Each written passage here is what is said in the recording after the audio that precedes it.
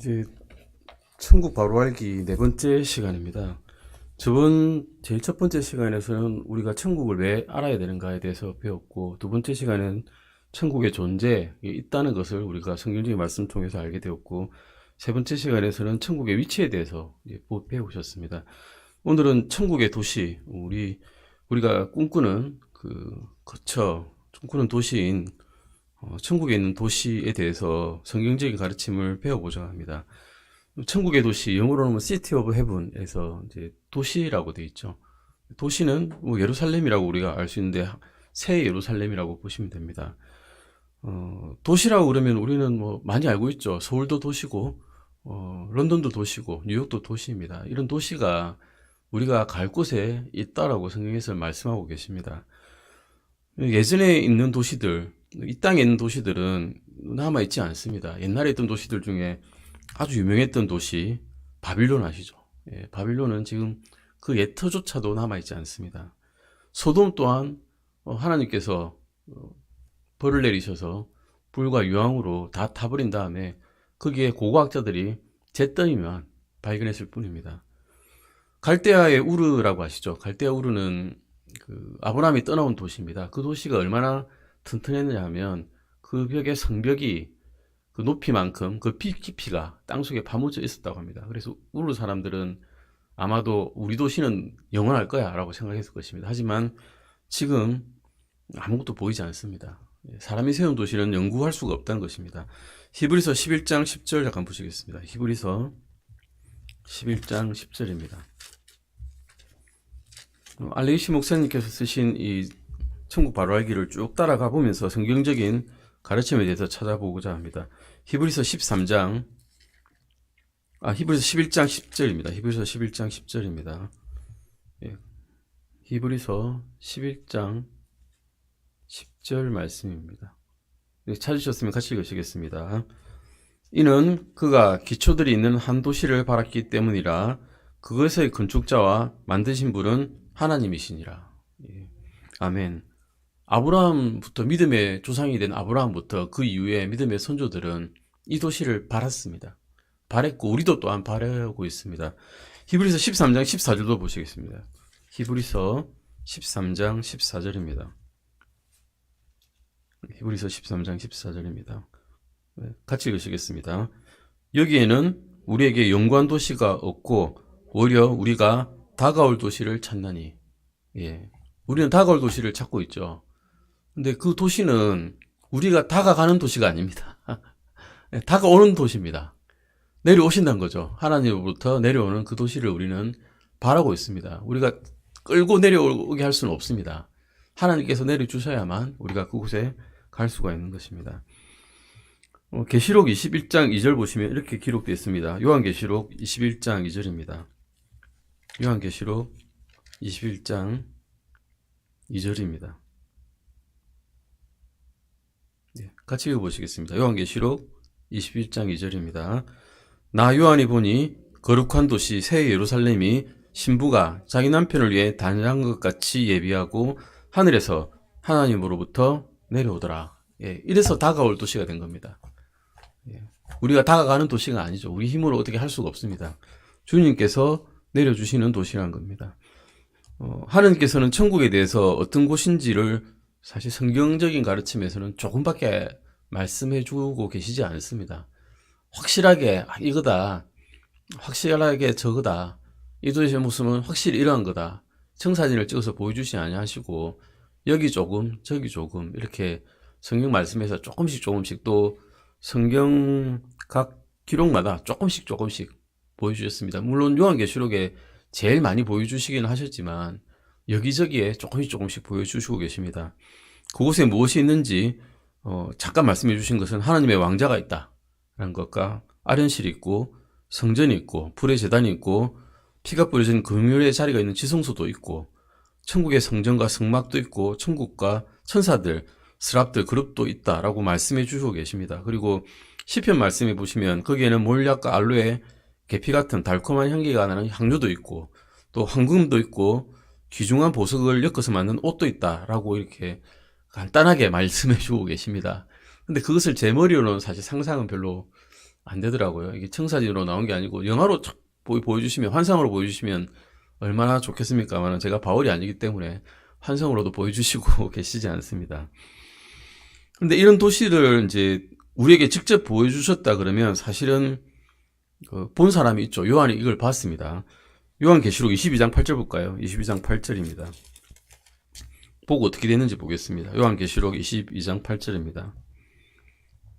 제가 읽겠습니다. 나 요한이 이것들을 보고 들었노라. 내가 듣고 본 뒤에 이것들을 내게 보여준 천사의 발 앞에 경배하려고 엎드리매라고 되어 있습니다. 원래 천사 숭배하지 말라고 되어 있죠. 근데 요한은 제자였죠. 12사도 중에 하나여서 예수님으로부터 천사 숭배하지 말라고 분명히 들었을 텐데 이 엄청난 것을 보고 난 다음에는 이것을 보여준 천사에게 그냥 엎드려 버립니다. 그래서 천사가 꾸짖어서 그러지 마라 그러죠. 경배할 사람은 예수님과 하나님밖에 없으니까 나한테 엎드리지 마라 그럽니다. 정신을 잃을 정도로 이런 엄청난 것을 보게 되면 사람은 이렇게 자빠라질 수밖에 없다는 것이죠. 새 예루살렘은 또한 거룩한 도시라고도 부릅니다.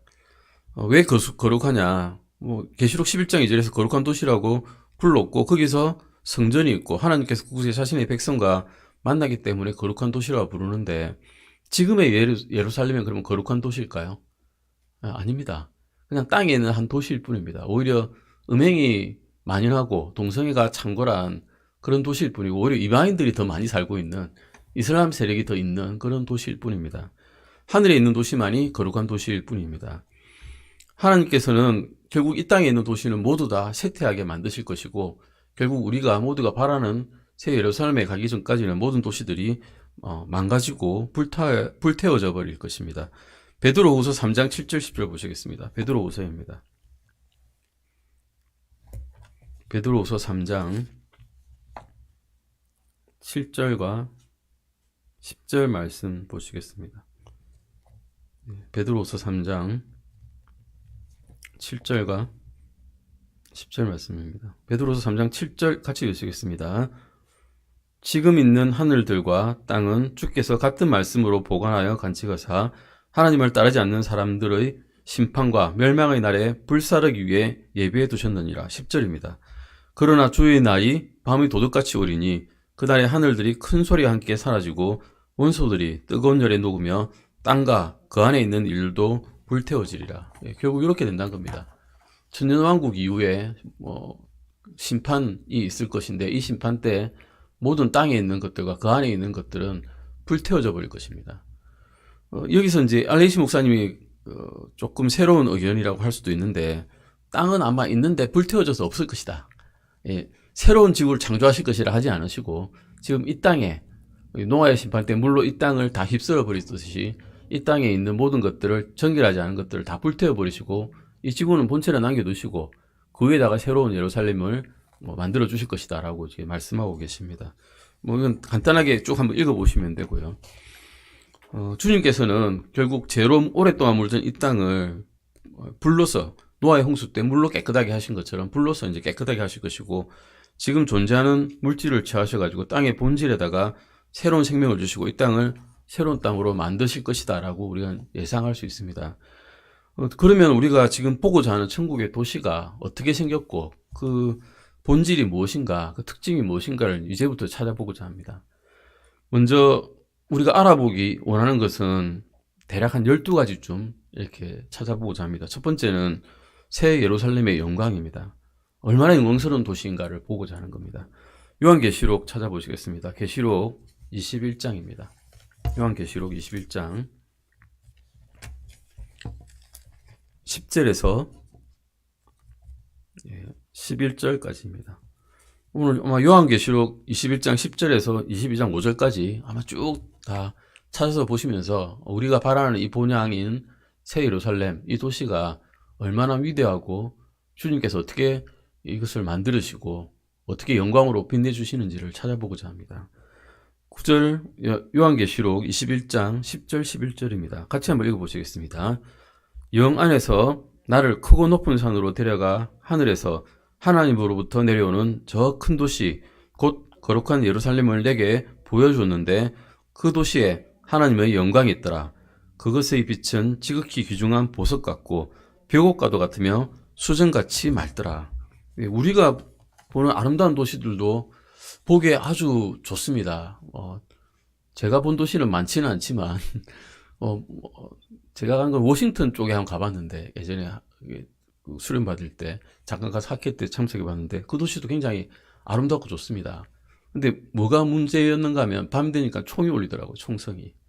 그리고 앰뷸런스 소리 앵앵 울리고, 그리고 지나가다 보면 아주 비만한 사람들이 뒤뚱뒤뚱 걸어다니고 구걸하는 사람들 지나다닙니다. 이런 이면이 있다는 거죠. 이런 도시에는, 아름다운 도시에도 이런 이면이 있는데, 하나님의 도시는 과연 그럴까요? 하나님의 도시는 그렇지 않을 겁니다. 거기는 빈민가도 없고 깨끗하실 것이고 하나님의 광채로서 빛난다고 말씀해 주고 계십니다. 우리는 성경을 통해서 하나님의 영광에 대해서 우리가 살펴보고자 하는데, 솔로몬 때 우리가 솔로몬의 성전이 지었을 때 하나님의 영광이 내려오셨죠. 성전을 가득 채웠고 감히 아무도 성소로 들어갈 생각조차 못했습니다. 무서우니까요. 역대하기 7장 1절에서 2절 말씀 잠깐 찾아보시겠습니다. 역대하입니다.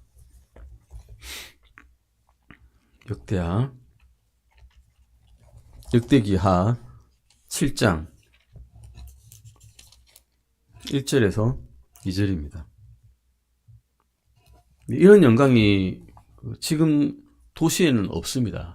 불은 반짝반짝 빛나는데 공허한 불빛이죠. 하지만 새 예루살렘에 가게 되면 이런 하나님의 영광스러운 광채가 어디에나 있을 것이란 겁니다.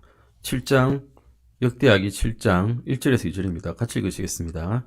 한편 솔로몬의 기도를 마침에 불이 하늘에서부터 내려와 그 번제한 물과 희생물들을 태워버렸고 주의 영광이 그 집에 가득하였더라. 주의 영광이 주의 집에 가득함으로 제사장들이 주의 집으로 들어갈 수 없었고, 성전에 건축했는데 주의 영광이 가득하니까 그 제사를 섬겨야 될 제사장들마저도 무서워서, 솔직히 말하면 무서웠을 겁니다. 주님은 거룩한 분이시고 의로운 분이시기 때문에 의롭지 않은 것을 보시지 못하는 분이거든요. 하나님을 본 사람은 다 죽게 있는데 주의 제사장들이 아무리 그 전에 정결하게 했다 한들 어떻게 사람이 정결할 수 있겠습니까? 그래서 들어가지 못하는 겁니다. 그리고 에스겔서에도 그렇게 말씀이 나와 있고 사도행전 7장 55절 말씀에서도 스데반이 하나님의 영광을 보았다는 거 말씀 기록되어 있고, 바울도 다마스커스로 가다가 그리스도인들을 잡으러 다마스커 가다가 주의 영광 광채를 보고 눈이 멀어버렸죠. 이런 일들이 주의 영광에 대해서 말씀하고 있습니다. 성경에서는. 그러면 그 영광의 광채를 우리가 직접 가서 보게 될 텐데, 그럼 어떻게 우리가 버틸까요? 우리는 주님의 은혜로 인해서 나중에 그리스도의 영광된 몸으로 바뀔 것이기 때문에 그 도시에 다 가서 견딜 수가 있는 것입니다. 죄인된 몸 그 자체로 간다면 아마 빛이 가득한 그곳에 멈춰가지고 도망갈 겁니다, 오히려. 그늘을 찾고자 하겠죠. 빛만 가득한 곳에서 벗어나서. 요한계시록 3장 19절 보시겠습니다. 요한복음입니다. 요한복음 3장 19절입니다. 요한복음 3장 19절입니다. 요한복음 3장 19절입니다. 찾으셨으면 요한복음 3장 19절 같이 읽으시겠습니다. 정죄의 근거는 이것이니 곧 빛이 세상에 왔으나 사람들이 자기 행위들이 악함으로 빛보다 오히려 어둠을 사랑한 것이니라. 아멘. 사람은 빛보다는 어둠을 더 찾은 경향이 있습니다. 특히 나쁜 짓을 할 때는 어색한 곳에서 나쁜 짓이 일어나지 도시의 밝은 곳에서 나쁜 짓이 일어나지 않습니다. 그래서 가로등을 설치하는 일들을 많이 하죠, 사람들이. 어두운 데서 사고들이 많이 일어나니까. 하나님의 영광의 광채가 그러면 무엇인지 우리가 알아보고자 합니다. 하나님의 영광의 광채는 과연 무엇일까요? 히브리서 1장 1절에서 3절에 그 말씀이 정답이 나와 있습니다. 히브리서 보시겠습니다. 히브리서 1장 1절에서 3절입니다. 히브리서 1장 1절에서 3절입니다. 교독하겠습니다. 제가 먼저 읽겠습니다. 지나간 때에는 여러 시대에 다양한 방식으로 대언자들을 통해 조상들에게 말씀하신 하나님께서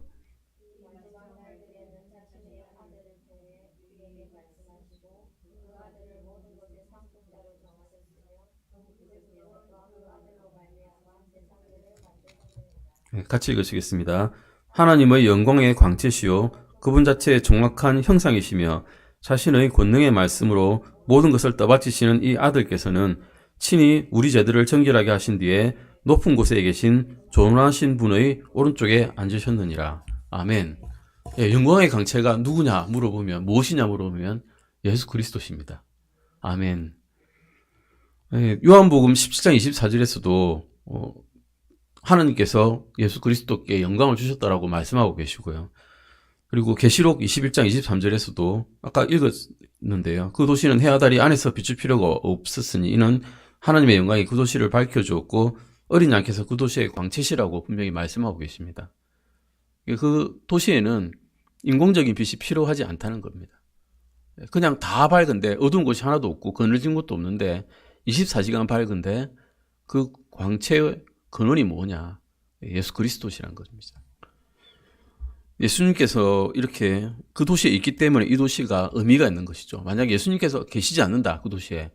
그러면 우리가 거기 살 의미가 없습니다. 우리를 구원해 주신 예수님께서 그 안에 사시기 때문에 우리가 그 도시를 바라고 있는 겁니다. 아마 예수님께서 안 계시다면 그 도시가 금으로 만들어져 있고 황금거리가 되어 있다 한들 아무 의미가 없는 그런 도시가 될 것입니다. 이것이 우리의 고향이고 예수님께서 우리에게 주신 아름다운 도시란 것입니다. 그러면 이 도시가 어디서 왔을까? 아까 21장 2절 보셨는데요. 요한이 보면 거룩한 도시 새 예루살렘이 신부가 자기 남편을 위해 단장한 것 같이 예비한 채 하늘에서 하늘으로부터 내려오더라라고 기록되어 있습니다. 어디에서 왔느냐 물어보시면 하나님으로부터 왔다라고 대답하시면 정확한 정답입니다. 뭐 의심할 필요가 없죠. 성경에서 그렇게 써주셨으니까. 이 세상을 만드신 분은 이 새 예루살렘의 설계자고 계약자요 건설자이신 예수님께서 만들어 주셨습니다. 또한 사람의 도시로 이 도시를 과연 건축할 수 있을까? 사람의 능력으로는 이런 광대한 도시를 건축할 수가 없습니다. 직경이 얼마큼 되느냐 나중에 나오겠지만 2400km입니다. 높이가 얼마큼 되느냐 2400km입니다. 가로 세로 2400km인 도시를 사람의 힘으로 건축할 수가 없고 그 성문의 높이가 대략 66m인데 그 도시가 전부 금으로 만들어져 있습니다. 사람의 힘으로는 도저히 만들 수 없는 도시입니다. 요한복음 14장 2절 아까 읽으셨는데 한번 같이 읽어보시겠습니다. 요한복음 14장 2절입니다. 우리에게 소망을 주시는 말씀이죠. 요한복음 14장 2절입니다. 우리가 지금 이 땅에서는 힘들고 병들고 핍박을 받을지라도 이 말씀으로서 우리가 위로를 받을 수 있습니다. 요한복음 14장 2절입니다. 같이 읽으시겠습니다. 14장 2절입니다. 내 아버지 집에 거할 곳이 많도다. 그렇지 않으면 내가 너희에게 말해 주었으리라. 내가 너희를 위해 처소를 예배하러 가노니. 예수님께서 처소를 예배하러 가시고 때가 되면 하나님께서 이제 데리고 오라 신부를 라고 말씀하시면 예수님께서 다시 이 땅에 오셔서 예수님의 신부인 교회를 다 데리고 올라가실 것입니다. 그러면 이 새 예루살렘의 물리적인 특징이라고도 할 수 있는데요. 특징을 한번 보실 건데 거기에는 성벽이 있고 대문이 있고 기초가 있습니다. 도시에는 기초가 있어야죠. 기초가 없으면 도시는 무너지죠. 그 기초에는 어떤 식으로 무엇이 만들어져 있고 있는지 어떤 것으로 지장되어 있는지를 볼 거고 거리가 있습니다. 이것들을 네 가지를 우리가 이제 알아보고자 합니다. 성벽은 21장 요한계시록 21장 12절에 말씀 나와 있습니다. 요한계시록 찾아보실까요? 요한계시록 21장에서 계속 왔다 갔다 할 것이기 때문에 21장에 표를 해놓고 왔다 갔다 할 것입니다. 요한계시록 21장 요한계시록 21장 12절입니다. 성벽이 어떻게 되어 있는지를 보시겠습니다. 요한계시록 21장 12절 말씀입니다. 같이 읽으시겠습니다. 그 도시에는 크고 높은 성벽이 있었고 12문이 있었으며 그 문에는 12천사가 있었고 그 문들 위에 이름들이 기록되어 있었는데 그것들은 이스라엘 자손들 12지파의 이름들이니라. 그 도시에 성벽이 있습니다. 성벽이 아까 말씀드렸듯이 2400km의 도시의 높이가 66m의 높이라면 거의 케이크 같으면 가에 치장한 정도밖에 안 됩니다. 아주 조그만한 성벽이죠. 하지만 높이는 66m면 한 20층 건물 정도 높이입니다. 꽤 높죠. 우리가 이래 봤는데 목을 들어도 보이지 않을 정도. 저 끝이 잘 안 보이네. 이 정도가 될 것입니다. 근데 그 도시는 자체는 더 높습니다. 끝이 안 보일 겁니다. 정말로. 이런 도시란 거죠. 요한계시록 21장 17절에서 18절에 그 높이가 기록되어 있습니다.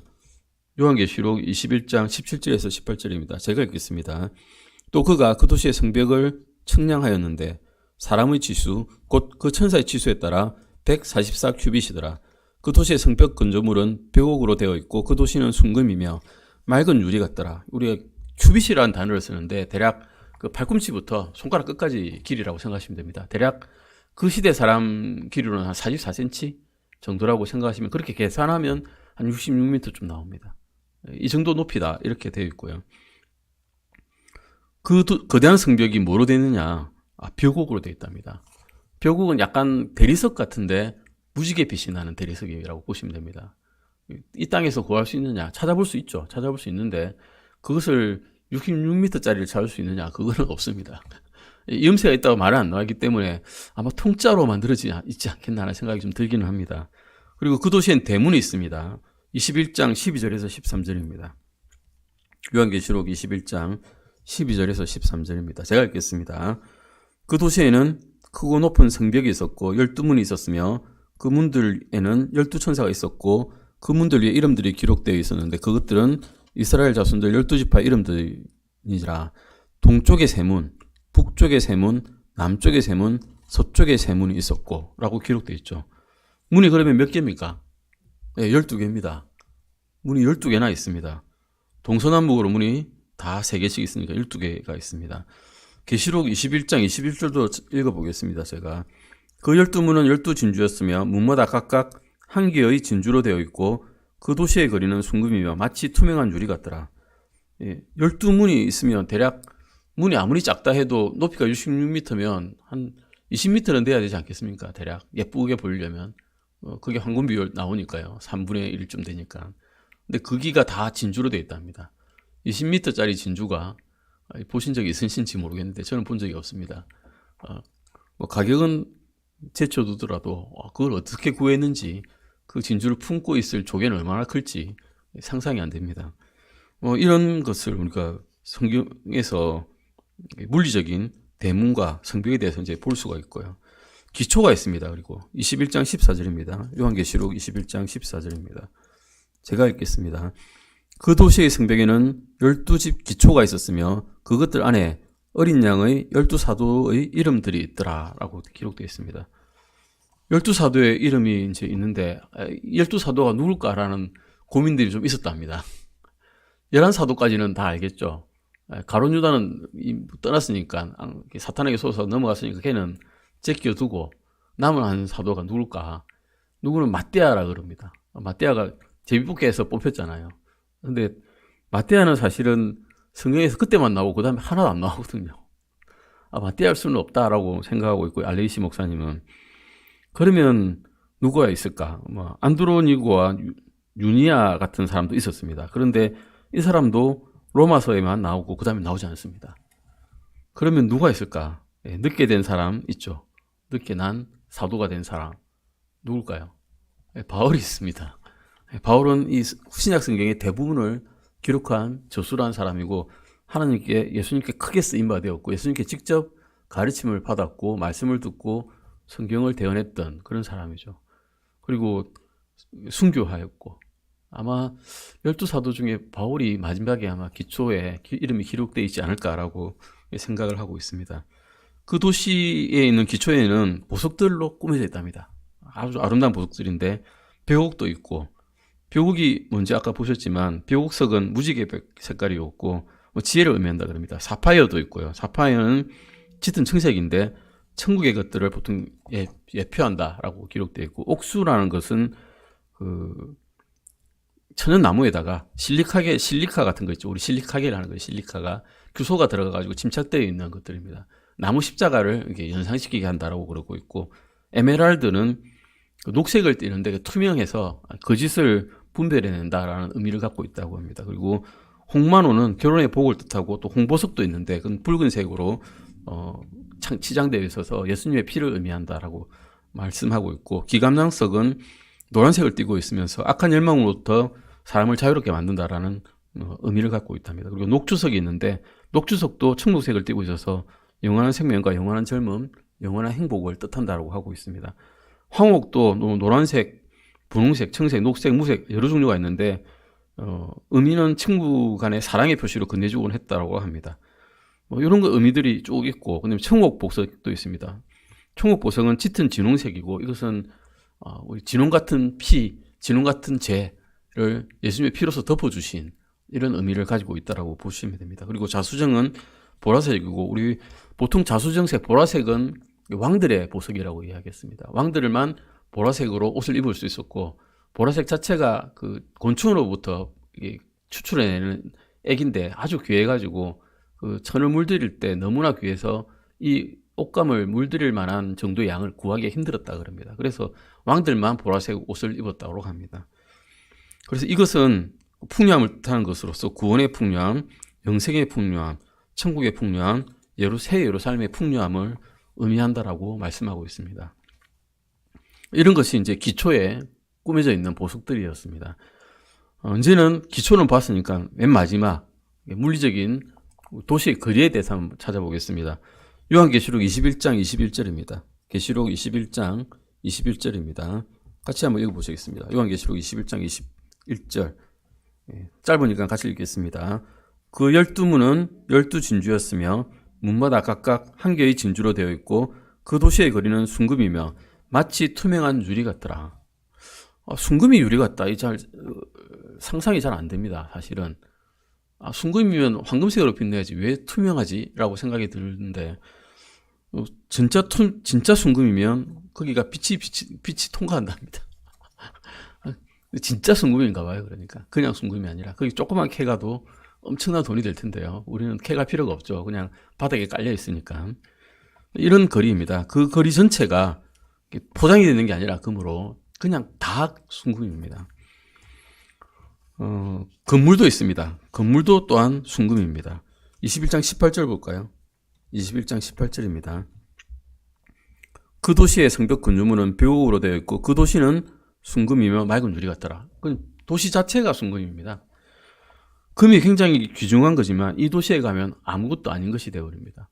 사람의 지혜를 조금 우습게 만드시려고 이렇게 하신 것 같아요. 사람이 귀하게 여긴 것을 땅바닥에 깔고 걸어다니라고 하신 거죠.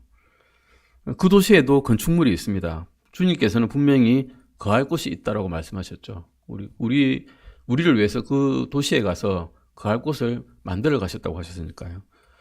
방들이 아니고 거할 곳입니다. 맨션이죠. 대저택을 만들려고 가셨습니다. 그러면 새 예루살렘의 크기에 대해서 한번 보시겠습니다. 아까 보셨는데 계시록 21장 15절에서 16절입니다. 계시록 21장 15절에서 16절입니다. 같이 읽으시겠습니다. 나와 이야기하던 자가 그 도시야, 그 도시의 문들과 성벽을 측량하려고 금갈대를 가지고 있었는데 그 도시는 네모 반듯하게 놓여 있고 길이가 너비만큼 크니라. 그가 그 갈대로 도시를 측량하였더니 12,000 스타디온이었으며 그것의 길이와 너비와 높이가 같으니라 라고 말씀하고 있습니다. 길이와 너비와 높이가 같은데 포스퀘어, 네모 반듯하게 놓여 있다 라고 그러면 이건 뭘까? 어떤 사람은 정육면체다, 어떤 사람은 피라미드다 라고 말을 하고 있는데 이 알레이시 목사님의 생각에서는 피라미드 쪽에 가깝지 않겠나 라고 생각하고 있으시답니다.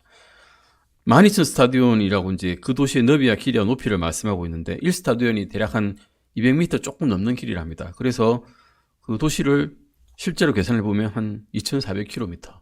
그 도시의 중심부에서 밖으로 나가려면 1,200km를 달려야 됩니다. 서울에서 부산까지 대략 한 400km니까 한 3배쯤 달려야 그 도시를 간신히 빠져나갈 수 있습니다. 한참 걸리겠죠. 근데 우리는 새로운 몸을 얻게 되면 금방 나갈 수 있을 겁니다. 공간을 자유롭게 이동할 수 있을 거니까요. 하나님께서는 이 도시를 얼마큼 크게 만드느냐 상상해 보면 대략 유럽 있죠. 유럽의 러시아부터 영국까지 그 길이만큼의 큰 도시입니다. 뉴욕으로 따지면 미국으로 따지면 대략 그 콜로라도, 캔자스부터 대상 연안까지 이게 거의 다듬는다고 보시면 됩니다. 그 정도 큰 도시를 만드신다는 겁니다. 성전이 없는 새 예루살렘에 대해서 보시겠습니다. 21장 22절입니다. 계시록 21장 22절입니다. 여기서 왔다 갔다 계속합니다. 요한계시록 21장 22절입니다. 같이 읽으시겠습니다.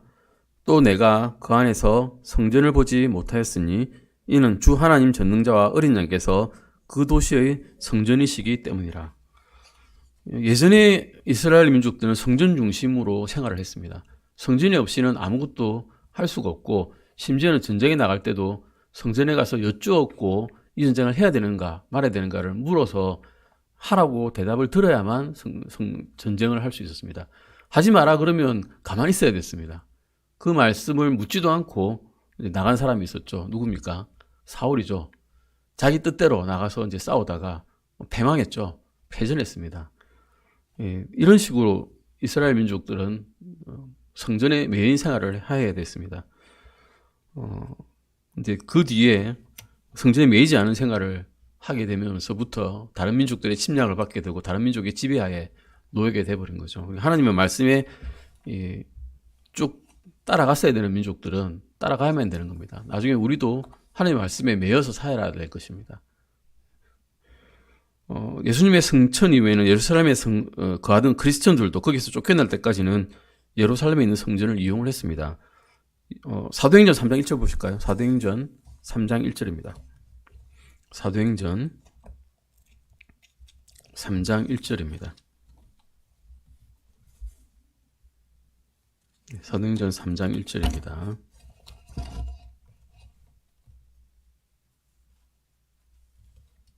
네, 같이 읽으시겠습니다.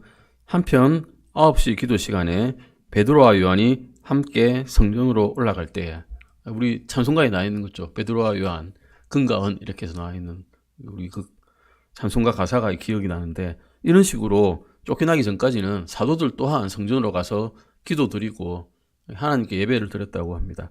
사도행전 5장 42절입니다. 사도행전 5장 42절입니다. 네, 사도행전 5장 41절. 그때는 교회 건물은 없었겠죠. 네, 교회 건물을 세우지 않았기 때문에 성전에 가서 하나님의 말씀, 예수님의 말씀을 전하였습니다. 같이 읽으시겠습니다. 날마다 성전과 각 집에서 예수 그리스도를 가르치고 선포하는 것을 그치지 아니하더라. 네, 이렇게 일을 했고요. 사도행전 21장 26절에서 27절도 보시겠습니다. 사도행전 21장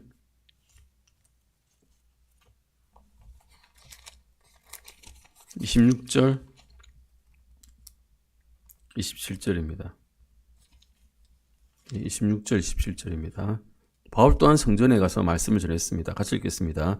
그때 바울이 그 사람들을 데리고 가서 이튿날 그들과 함께 자신을 정결하게 하고 성전에 들어가 그들 각 사람을 위해 헌물을 드릴 때까지 정결하게 하는 날들을 채운 것을 겉으로 드러내 보이니라. 그 일회가 거의 끝나갈 때에 아시아에서 온 유대인들이 성전 안에서 바울을 보고는 모든 사람들이 선동하여 그에게 손을 대고 오라고 말씀을 하고 있습니다. 이렇게 성전이 굉장히 중요한 장소였다는 것을 분명히 말씀해 주고 계십니다. 백성들의 삶 속에서, 이스라엘 백성의 삶 속에서 기쁨의 중추적인 역할을 담당했고, 우리 시대에는 신약교회가 이제 성전이라고 말씀할 수 있죠. 그리고 우리 각 자신이 하나님의 성령이 들어가 있는 성전이라고 말씀하고 있습니다. 고린도전서 6장 잠깐 보실 수도 있고요. 고린도전서 3장 16절에서 17절 먼저 보겠습니다. 고린도전서 3장 16절에서 17절입니다. 고린도전서 3장 16절에서 17절입니다. 같이 읽으시겠습니다. 너희가 하나님의 성전인 것과 하나님의 영께서 너희 안에 거하시는 것을 너희가 알지 못하느냐? 누구든지 하나님의 성전을 더럽히면 하나님께서 그를 멸하시리니 이는 하나님의 성전이 거룩하며 너희가 그 성전이기 때문이라 라고 말씀하고 계십니다. 너희가 그 성전이다 라고 말씀하고 계시기 때문에 우리가 이 몸을 또한 정결하게 잘 관리해야 될 책무가 있다는 것도 알 수가 있습니다. 요한계시록 1장 12절에서 13절도 보시겠습니다. 요한계시록 1장, 계시록입니다. 계시록 1장 12절에서 13절입니다. 요한계시록 1장 12절 13절입니다. 같이 읽으시겠습니다. 내게 말씀하신 음성을 알아보려고 내가 돌아섰으며 돌았을 때에 7 금등잔대를 보았는데 그 7 등잔대의 한가운데 사람의 아들 같으신 분께서 발까지 내려오는 옷을 입고 가슴에 금띠를 두르고 계시더라. 여기서 7등잔대가 무엇일까라고 물으시는 분이 계십니다. 무엇일까요? 계시록 1장 20절에 답이 나와 있습니다. 20절 보시겠습니다. 내가 본 내 오른손에 있는 7별과 7금 등잔대의 신비에 대해 기록하라. 7별은 7교회의 천사들이요 내가 본 7등잔대는 7교회니라. 예, 금 등잔대는 교회였다는 겁니다. 주님께서 이 교회들과 함께하고 계시다라는 것을 주님께서 말씀해 주고 계십니다. 예수님께서는 이 땅의 제자들과 함께 계셨을 때는 교회가 너희가 성전이라고 말씀하지 않으셨습니다. 왜냐하면 주님 자체가 성전이시기 때문에 이 땅에 있을 때는 성전이 아니었는데 이제 올라가시고 각 제자들에게 성령을 보내주셨죠.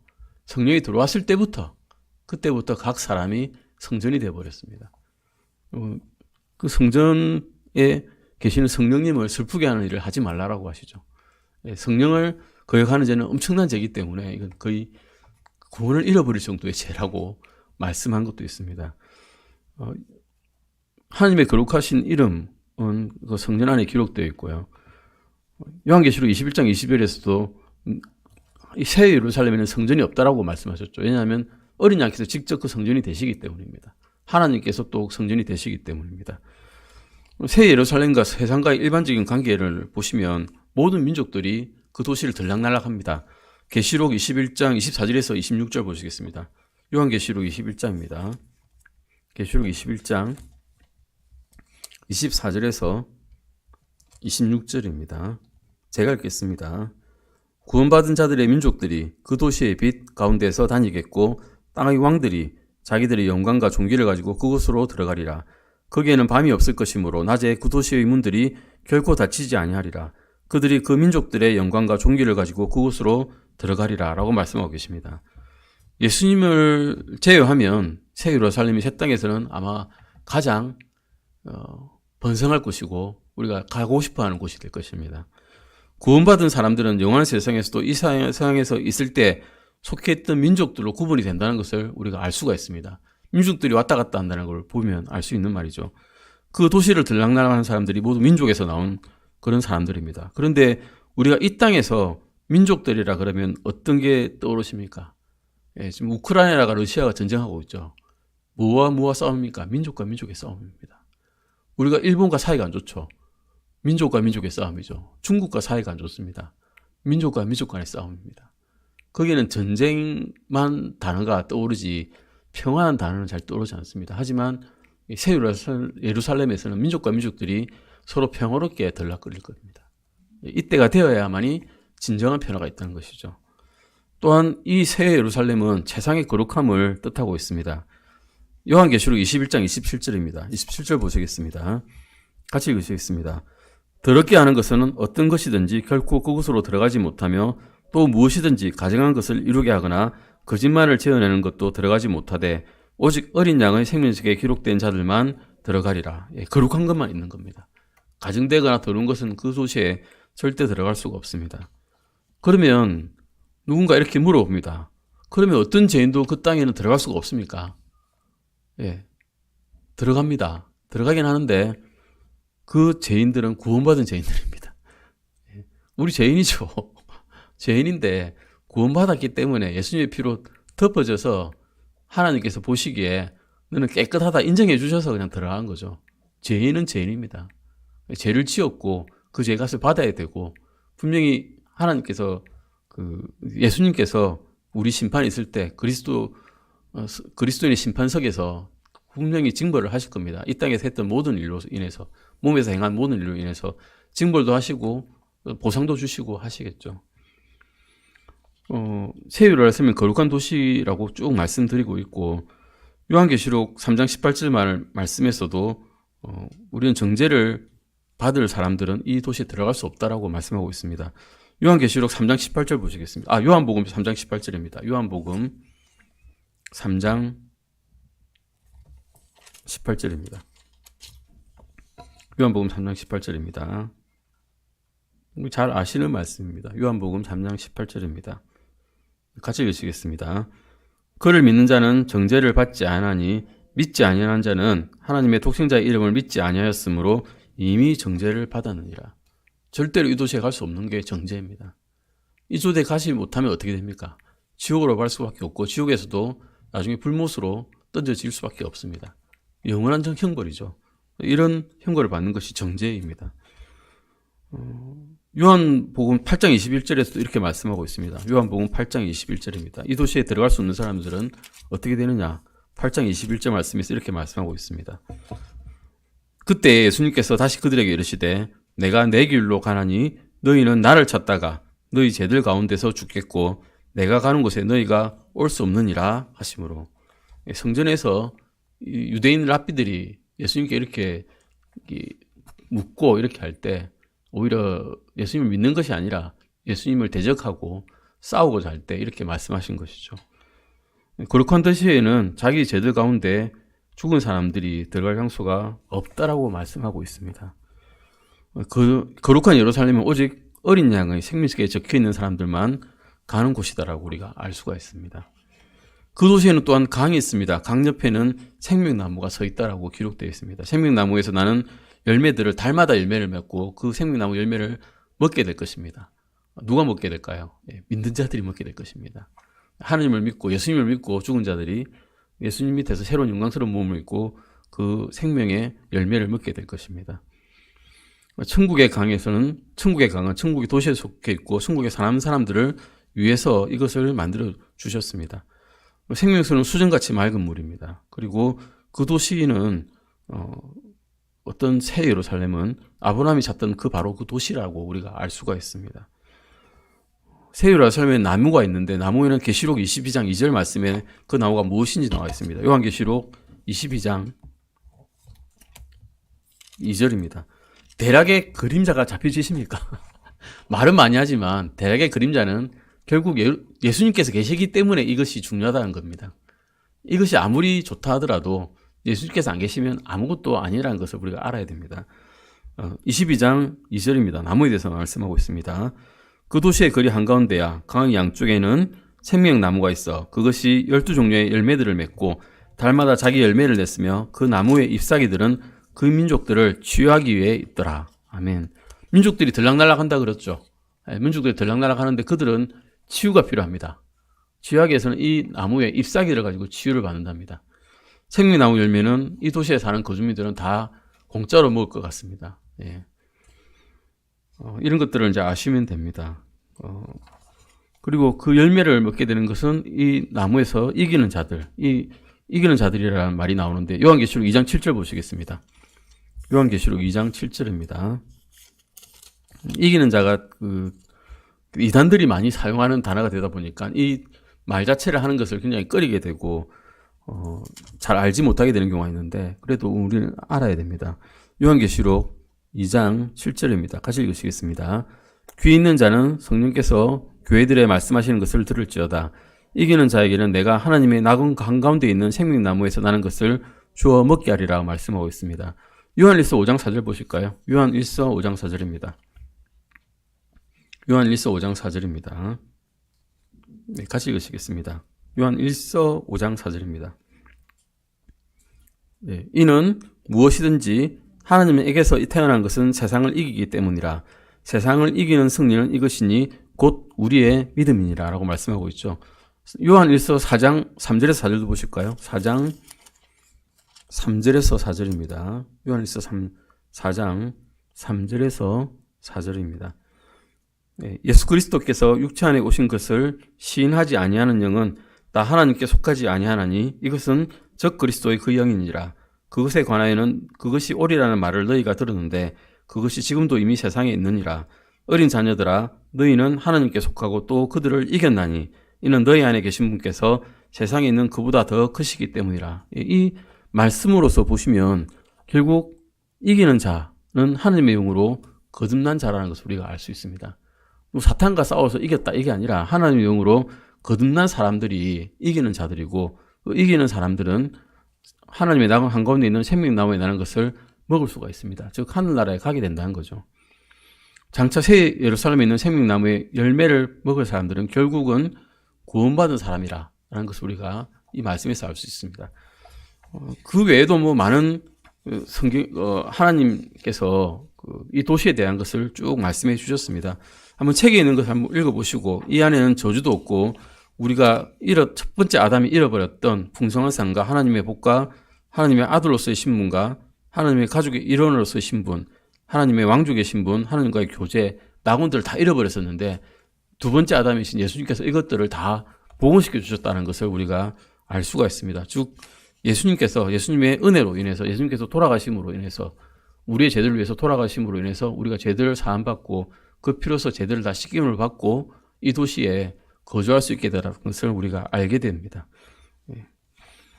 이런 것들을 이제 쭉 나중에 한번 찾아보시면 되겠고 다음 시간에는 이 천국의 도시 다음 것을 이제 보시겠습니다.